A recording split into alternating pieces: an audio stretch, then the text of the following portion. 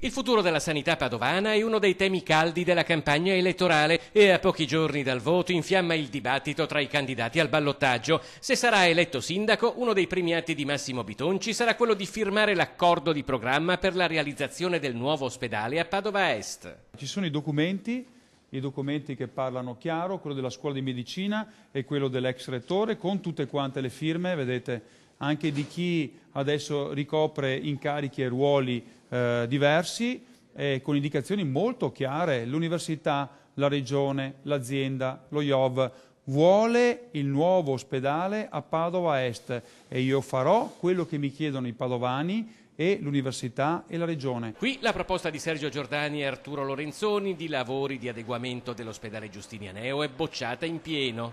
2 torri, 2 panettoni, non so come chiamarli, sull'attuale sede ospedaliera non si possono fare. La scuola di medicina e l'Università di Padova che nel 2014, un mese dopo le elezioni del sindaco Bitonci, sul tavolo di discussione se nuovo su vecchio o una nuova struttura, dichiarò in maniera scritta, sottoscritta, che l'ospedale nuovo su vecchio non è possibile farlo perché sarebbe come cambiare il motore a un aereo in volo rischiando lo schianto. Per il via al nuovo ospedale a Padova invece basta poco. Siamo giunti a fine percorso, basta solo che il Consiglio Comunale ratifichi l'accordo di programma che è già stato siglato dalla Regione, dall'Università e si parte con la progettazione definitiva e si edifica finalmente il nuovo ospedale di Padova.